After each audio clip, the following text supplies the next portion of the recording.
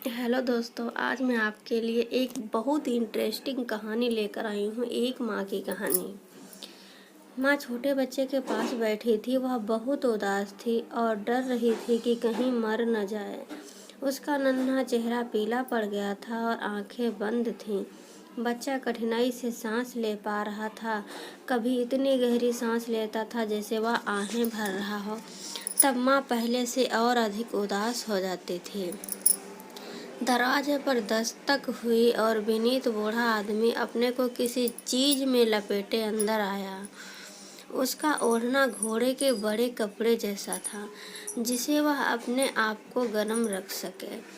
उसे इसकी जरूरत थी क्योंकि शरद ऋतु थी।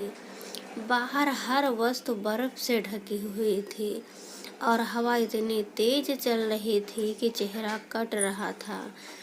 बूढ़ा सर्दी से कांप रहा था। क्षण भर के लिए बच्चा शांत हो गया तो माँ अंदर गई और उसके लिए थोड़ी बियर छोटे बर्तन में गर्म करने के लिए स्टोव पर रख दी। बूढ़ा आदमी बैठ गया और झूला झुलाने लगा तथा माँ पुरानी कुर्सी पर उसके पास बैठ गई और बच्चे को देखने लगी, जिसे सांस लेने में भी पीड़ा हो रही थी। इसने उसका नन्हा हाथ थाम लिया। तुम सोचते हो कि मैं इसे रख सकूंगी? उसने पूछा। अच्छा, ईश्वर इसको मुझसे ले तो नहीं जाएगा ना? वह बूढ़ा आदमी जो साक्षात मृत्यु था, उसने इस अजीब ढंग से सिर हिलाया जिसका अभिप्राय हाँ और ना दोनों हो सकते थे। माँ ने आंखें नीचे कर ली और आंसू उसके गालों पर टपकने लगे। उसका सिर भारी हो गया क्योंकि 3 दिन और 3 रात वह अपनी आंखें बंद नहीं कर पाई थी और अब वह एक क्षण के लिए सोई थी। फिर वह उठी और सर्दी से कांपने लगी। यह क्या हुआ? उसने पूछा और चारों तरफ देखा, परंतु बूढ़ा व्यक्ति जा चुका था और साथ में उसका बच्चा भी अपने साथ ले गया था। कोने में पुरानी दीवार पर घड़ी गुनगुना और घरघरा रही थी। भारी सांसों का बोझ फर्श पर गिरा। स्थूल और घड़ी रुक गई, परंतु माँ बच्चे के लिए रोते हुए घर से बाहर दौड़ी। बाहर एक औरत बर्फ में काले कपड़े पहने बैठी थी। उसने कहा, मृत्यु तुम्हारे साथ कमरे में थी। मैंने उसे तुम्हारे बच्चे के साथ जल्दी से जाते हुए देखा था। वह हवा से भी तेज कदम भर रही थी, जिसे वह एक बार ले जाती है फिर उसे कभी नहीं लौटाती। वह गई किस तरफ है? मुझे इतना बता दो, माँ ने पूछा। मुझे रास्ता बता दो, मैं उसे ढूंढ लूंगी। मैं उसे जानती हूँ, काले कपड़ों वाली औरत ने कहा। परंतु इससे पहले कि मैं तुम्हें बताऊं, तुम वे सारे गीत मुझे सुनाओ जो तुमने बच्चे को सुनाए थे। मुझे वे गीत अच्छे लगते हैं। मैं उनको पहले सुन चुकी हूँ। मैं रात हूँ और मैंने तुम्हारे आंसू देखे हैं। जब तुम उन्हें गाती थी, मैं उन सबको गाऊंगी। सबको, माँ ने कहा। परंतु मुझे जाने दो ताकि मैं उसे पकड़ सकूं और अपने बच्चे को पा सकूं। परंतु रात मौन और निश्चल बैठी रही। फिर माँ ने अपने हाथ सिकोड़े गाना गाया और रोई। बहुत गाने और उनसे अधिक आंसू बहाने पर रात बोली, दाईं और देवदार के घने जंगल में जाओ, क्योंकि मैंने मृत्यु को तुम्हारे बच्चे के साथ उधर ही जाते देखा था। जंगल में काफी अंदर सड़कों का चौराहा था और वह जानती थी कि कौन सा रास्ता पकड़े। वहाँ बिना फूल पत्तों के कांटों की एक झाड़ी थी। ठंडी शरद ऋतु के कारण टहनियों से बर्फ के तोंद लटक रहे थे। क्या तुमने मृत्यु को मेरे नन्हे बच्चे के साथ जाते हुए नहीं देखा? हाँ, झाड़ी ने उत्तर दिया, परंतु मैं तुम्हें अब तक नहीं बताऊंगी कि वह किस तरफ गई है, जब तक तुम अपनी छाती से मुझे गर्म नहीं करती। मैं यहाँ जम रही हूँ, मैं बर्फ बन रही हूँ। उसने झाड़ी को सीने से लगा लिया, बिल्कुल पास, ताकि अच्छी तरह गर्म कर सके। कांटे उसकी चमड़ी में घुस गए और उसका रक्त बड़ी बड़ी बूंदों में बहने लगा। काले कांटों वाली झाड़ी के ताजा पत्ते निकल आए और उस काली सर्द रात में फूल खिल गए। एक दुखी माँ का सीना कितना गर्म होता है। काले कांटों वाली झाड़ी ने बता दिया कि वह कौन सा रास्ता पकड़े। फिर वह एक बड़ी झील के पास आई, जहाँ न कोई जहाज था और ना ही कोई नाव। झील न इतनी जमी हुई थी कि वह उस पर चल सके और न ही इतनी काफी खुली थी कि उसमें से चलकर निकल सके। फिर भी उसको इसे पार करना था यदि वह बच्चे को पाना चाहती। फिर वह झील को ही पीने के लिए लेट गई। ऐसा करना किसी के लिए भी असंभव था, परंतु दुखी माँ ने सोचा कि शायद कुछ अजूबा हो जाए। नहीं, यह कभी नहीं हो सकता। झील ने कहा, आओ हम देखें कि हम समझौता कैसे कर सकते हैं। मुझे मोती इकट्ठे करने में रुचि है और तुम्हारी दोनों आँखें इतनी साफ हैं जैसी मैंने कभी नहीं देखी। यदि तुम अपने आंसू मुझ में डाल दो तो मैं तुम्हें बड़े ग्रीन हाउस तक पहुंचा दूंगी, जहाँ मृत्यु फूल और वृक्ष उगाती है। उनमें से हर मानव एक जीवन है। ओह, मैं बच्चे को पाने के लिए क्या कुछ नहीं दे सकती। प्रभावित माँ ने कहा। वह और रोई। उसके आंसू झील की गहराई में गिरकर दो अमूल्य मोती बन गए। झील ने उसको ऊपर उठा लिया जैसे झूले में बैठी हो, फिर उसे दूसरे किनारे पर पहुंचा दिया, जहाँ मीलों से एक शानदार घर खड़ा था। कोई यह नहीं बता सकता था कि वह जंगलों और गुफाओं वाला पर्वत था या ऐसी कोई जगह थी जो बनाई गई थी, परंतु बेचारी माँ उसे देख नहीं सकी क्योंकि वह अपनी आँखें खो चुकी थी। जो मेरे बच्चे को अपने साथ ले गई है, उस मृत्यु को मैं कहाँ ढूंढूं? वह अभी यहाँ नहीं पहुँची।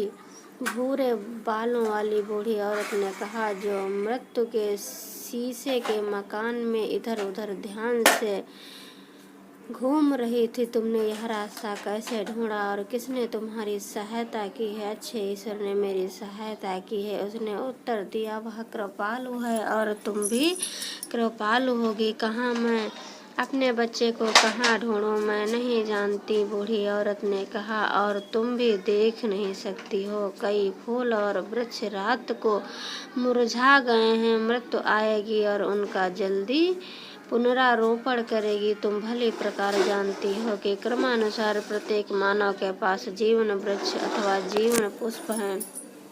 वह दूसरे पौधे की तरह नजर आते हैं, परंतु उनके दिल धड़कते हैं। बच्चों के दिल भी धड़क सकते हैं। इस पर विचार करो। संभवतः तुम अपने बच्चे के दिल की धड़कन को पहचान सको, परंतु तुम मुझे क्या दोगे यदि मैं बता दूं कि तुम्हें और क्या करना होगा? मेरे पास देने को और कुछ नहीं है, प्रभावित माँ ने कहा, परंतु मैं तुम्हारे लिए पृथ्वी के छोरों तक जा सकती हूँ। वहाँ तुम्हारे करने के लिए मेरे पास कुछ नहीं है। बूढ़ी औरत ने कहा, परंतु तुम अपने लंबे बाल मुझे दे सकती हो। तुम्हें स्वयं ज्ञात होना चाहिए कि ये सुंदर हैं और मुझे अच्छे लगते हैं। इनके बदले में तुम मेरे सफ़ेद बाल ले सकती हो। ये सदा के लिए कुछ न कुछ है। तुम और कुछ नहीं चाहती? उसने पूछा। मैं खुशी से इनको दे दूंगी। और उसने अपने सुंदर बाल उसे दे दिए और बूढ़ी औरत के सफ़ेद बाल ले लिए। इसके बाद वह उसे मृत्यु के महान शीशे के घर में ले गई, जहाँ फूल और वृक्ष आश्चर्य ढंग से आपस में मिले उग रहे थे। वहाँ घास के फूलों के नीचे सुंदर फूल खिले थे, कुछ बिल्कुल ताज़ा और बाकी कुछ कुछ मुरझाए हुए। पानी के सांप उनके आसपास मिलन कर रहे थे और केकड़े टहनियों में दृढ़ता से चिपक रहे थे। वहाँ पाम के भड़कीले वृक्ष थे, बलूत, केले, अजमोदा और पुदीने के खिले हुए पौधे भी थे। हर फूल और वृक्ष का नाम था, प्रत्येक मानव जीवन था। लोग जीवित थे, एक चीन में, दूसरा ग्रीनलैंड में। दुनिया में बिखरे हुए बूढ़े बड़े वृक्षों को गमलों में ढकेला गया था और काई में लिपटे रक्षित छोटे दुर्बल फूल धरती में उपज रहे थे। परंतु दुखी माँ तमाम छोटे से छोटे पौधों पर झुकी और प्रत्येक में मानव हृदय को धड़कते पाया और लाखों पौधों में से अपने बच्चे के दिल को पहचान लिया। यह है वह चिल्लाई और केसर के नन्हे फूल की ओर हाथ फैलाए जा पीला और मुरझाया हुआ लटक रहा था। फूल को मत छुओ, बुढ़िया ने कहा, यहाँ बैठ जाओ। जब मृत्यु जो कुछ ही मिनटों में आने वाली है आएगी तो उसे पौधे उखाड़ने मत देना, बल्कि उसको धमकाना कि यदि उसने ऐसा किया तो तुम दूसरे पौधे उखाड़ दोगी। तब वह डर जाएगी। उसके इन सब का हिसाब देना होता है। जब तक परमात्मा की आज्ञा नहीं होगी एक भी पौधा उखाड़ा नहीं जाना चाहिए। एकाएक बड़े कमरे में से एक बर्फीला झोंका आया और अंधी माँ ने महसूस किया कि मृत्यु आ पहुंची है। तुम मेरे विरुद्ध कुछ नहीं कर सकती, मृत्यु ने कहा, परंतु दयालु परमात्मा कर सकता है। उसने उत्तर दिया, मैं केवल वही करती हूँ जिसकी वह आज्ञा देता है। मृत्यु ने कहा, मैं उसकी मालिन हूँ। मैं उसके तमाम फूल और वृक्ष ले जाती हूँ और स्वर्ग के विशाल उपवन की अनजानी धरती पर पुनरारोपण करती हूँ। परंतु ये वहाँ कैसे शोभायमान होते हैं, वहाँ कैसे क्या होता है, मैं तुम्हें नहीं बताऊंगी। मेरा बच्चा मुझे लौटा दो, माँ ने कहा और याचना करके रोई। एकाएक उसने अपने दोनों हाथों में दो प्यारे फूल पकड़ लिए और मृत्यु को पुकारा, मैं तुम्हारे सारे फूल नष्ट कर दूंगी क्योंकि मैं निराशा में हूँ।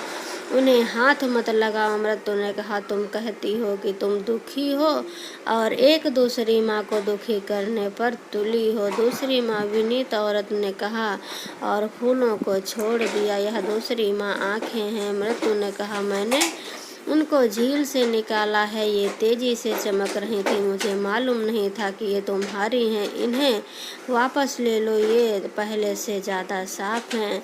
निकट वाले गहरे कुएं में झांक कर देख लो। मैं तुम्हें इन दो फूलों के नाम बताऊंगी जो तुम उखाड़ना चाहती थी और जान जाओगी कि तुम निराशा और विनाश को प्राप्त होने जा रही थी। उसने कुएं में झांका। यह प्रसन्नता की बात थी कि उनमें से एक संसार के लिए किस प्रकार आशीर्वाद बन गई। उसके आसपास कितना आनंद और उल्लास फैल गया था। एक औरत ने दूसरी के जीवन को देखा कि वह रक्षा, निर्बलता, दुख और आहों से बनो था।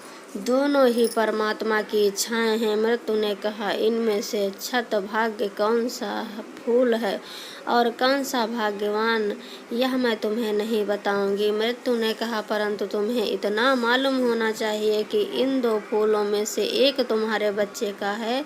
यह तुम्हारे बच्चे का भाग्य था कि तुम उसका भविष्य बनी। फिर माँ ने डरकर जोर से चीख मारी, इनमें से मेरे बच्चे का कौन सा है, मुझे बताओ।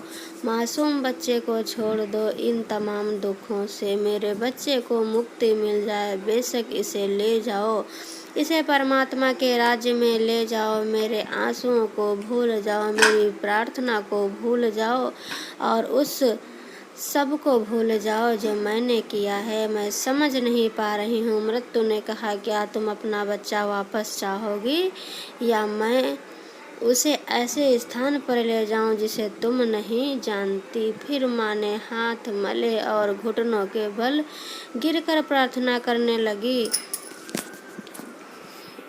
यदि तुम्हारी इच्छा के विरुद्ध प्रार्थना करती हूँ तो उसे मत सुनो। तुम्हारी इच्छा सदा सर्वोत्तम है। मुझे मत सुनो मुझे। उसने अपने सिर को अपने सीने पर गिरा दिया। तो उसके बच्चे के साथ अनजाने स्थान को चली गई। दोस्तों, अगर हमारी ये स्टोरी आपको पसंद आई हो तो मैं बार बार आपसे रिक्वेस्ट करती हूँ, जो भी मेरी इस कहानी को सुन रहे हैं प्लीज़ प्लीज़ सब्सक्राइब करें, लाइक करें, शेयर करें और बेल आइकन को ज़रूर प्रेस कर लें, जिससे मैं कोई भी वीडियो अपलोड करूं उसका नोटिफिकेशन सबसे पहले आपको मिले और आप कहानी से कुछ सीख सकें और ज्ञान ले सकें।